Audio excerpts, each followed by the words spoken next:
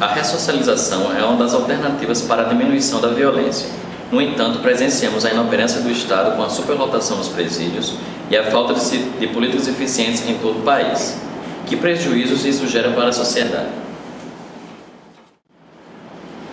O problema que nós enfrentamos hoje é que não há uma comunicação entre as políticas públicas. Por exemplo, a política criminal, a política de segurança e a política penitenciária, onde a ressocialização está inserida.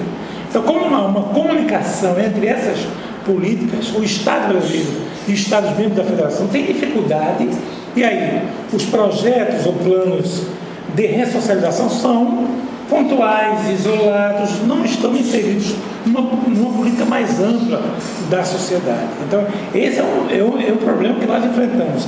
Uma outra questão é que alguns estudos estão a indicar que quais são os detentos ou os apenados que são inseridos nos programas de ressocialização? Quais são os critérios? Geralmente não há critérios objetivos que façam com que eles acessem a esses programas. Geralmente eles são indicados pela direção, porque na verdade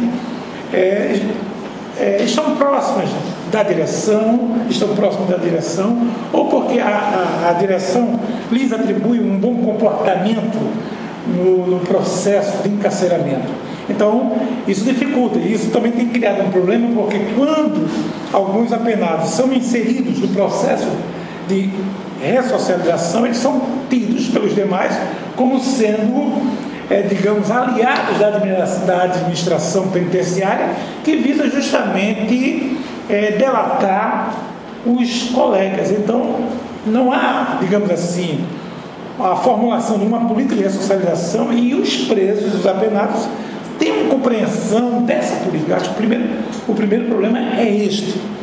A outra questão é que, culturalmente, nós, enquanto sociedade, nós não acolhemos, não aceitamos o processo de retorno do apenado justamente para a sociedade. Geralmente é muito difícil, por exemplo, o setor do comércio, da indústria, dar emprego no mercado de trabalho justamente a um ex-presidiário, né?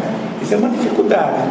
Mesmo os advogados reclamam que alguns apenados, para terem acesso a determinada progressão de pena, eles precisam justamente de serem admitidos no mercado de trabalho. E geralmente eles, às vezes, não têm acesso, digamos, progressão na sua pena em função dessa negativa da sociedade.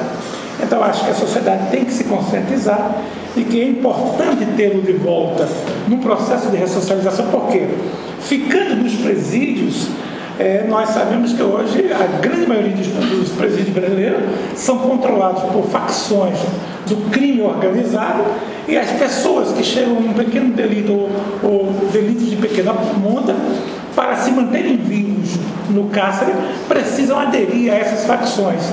E a adesão não é apenas levantar a bandeira de uma facção criminosa. Significa, inclusive, cometer os crimes, né, dentro do presídio e contribuir para os crimes que acontecem fora do presídio. Então, em alguns momentos dessas rebeliões, por exemplo, que acontecem, alguns presos são sacrificados. E ali, necessariamente, alguém tem que assumir a culpa pelo assassinato daquele apenado.